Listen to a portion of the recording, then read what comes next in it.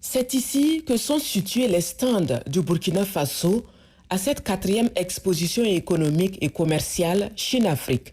Sur les étagères, un savoir-faire local qui attend des partenaires chinois, des visiteurs et des acheteurs professionnels. L'un des visiteurs de marque aux premières heures de l'ouverture de l'événement, le ministre en charge des Affaires étrangères qui encourage les exposants burkinabés. Au-delà de l'exposition, il y a tout un travail d'échange, de connexion, de mise en relation et qui vont permettre dans le futur à nos hommes d'affaires et aux hommes d'affaires chinois, à nos chercheurs et aux chercheurs chinois de travailler ensemble pour que chacun puisse tirer le meilleur parti. Vous voyez le beurre de qualité dans sa forme brute, mais vous le voyez aussi sous plusieurs formes. Vous voyez les mangues séchées, mais demain peut-être que ça va encore se présenter sous diverses formes selon la demande du marché. Donc pour nous, c'est un avantage d'être dans un cadre ici qui pour moi est comme une sorte de bourse du savoir.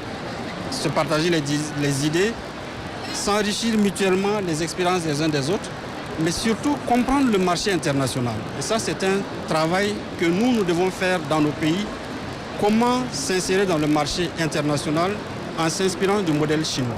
Le Burkina est présent à cette exposition avec un échantillon de plusieurs produits et articles. Du coton, de la mangue séchée, du faso d'Amfani, du bronze, mais pas que. Pour cette fois, la Sofitex espère avoir des partenariats, faire la promotion d'une nouvelle qualité que nous comptons mettre sur le marché la campagne prochaine.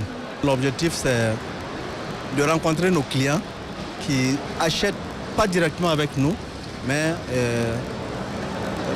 qui passent par des négociants. Je représente les intérêts de Yon International Holdings Group et de la société AMG qui intervient dans le domaine minier au Burkina Faso à travers sa société AMG que vous voyez. Donc ça, ce sont des premiers produits, par exemple, récupérés par la société AMG qui mettent aussi en valeur le travail, l'investissement fait dans le domaine minier au Burkina Faso, les boissons qui seront bientôt commercialisées au Burkina Faso. Donc ce partenariat qui existe déjà entre le Burkina Faso et la Chine. À quelques pas des stands du Burkina se trouvent les représentants du Mali. À eux également, le ministre Karamako Jean-Marie Traoré traduit ses encouragements.